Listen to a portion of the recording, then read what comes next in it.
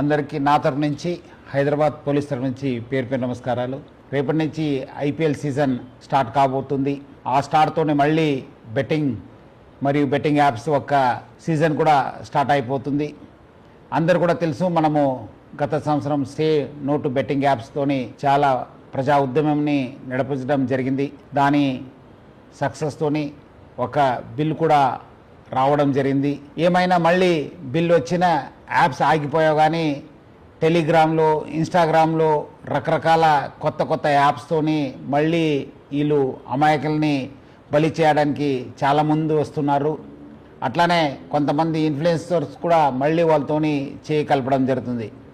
అందరూ కూడా తెలుసు, బెట్టింగ్ అనేది ఒక చాలా పెద్ద వ్యసనము.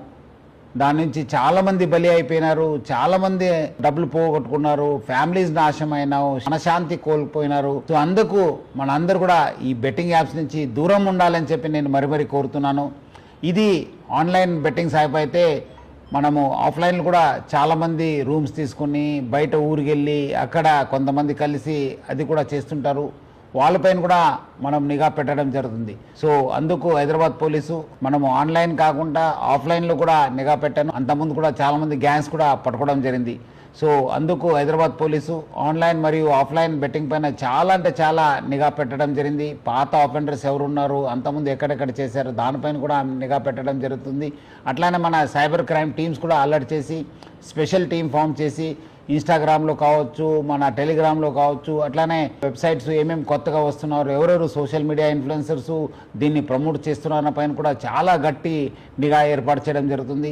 అట్లానే చాలామందికి చాలా రకరకాల సమాచారం వస్తుంటుంది. ఎందుకంటే చాలామంది సోషల్ మీడియాలో కూడా యాక్టివ్ ఉంటారు. మీకేమాదిరూ సమాచారం తెలిస్తే ఆన్లైన్లో కావచ్చు, ఆఫ్లైన్లో కావచ్చు, మీరు ప్లీజ్ డయల్ 100. అట్లానే మన వాట్సాప్ నంబర్ అయిన 9490616555కి ఫోన్ చేయండి, మెసేజ్ పంపించండి. వాట్సాప్లో కానీ మీరు రెగ్యులర్ మెసేజ్ పంపించవచ్చు, ఫోన్ చేయవచ్చు. డెఫినెట్లీ హైదరాబాద్ పోలీసు స్పందించి ఈ ఒక్క బెట్టింగ్ యాప్స్ పైన చాలా గట్టి మనము యాక్షన్ తీసుకోవడానికి మాకు సహకారం అవుతుంది. ప్రజలందరూ కూడా ఈ నంబర్స్ నోట్ చేసి సహకరించాలని చెప్పి నేను మరీ కోరుతున్నాను. సో ప్రజలందరూ కూడా కోరుతున్నాను, మీరందరూ కూడా ఈ బెట్టింగ్ యాప్ నుంచి దూరం ఉండండి. Say no to betting apps.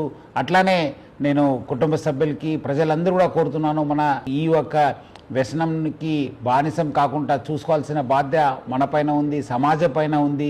So అందరు కలిసి ఈ ఒక బెట్టింగ్ యాప్స్ భూతం నుంచి అందరు కూడా మన యూత్ని కాపాడుకుంటాను. సో అందరు కలిసి say no to betting apps అని చెప్పి ఈ ఒక బెట్టింగ్ ఒక వ్యసనంని అందరు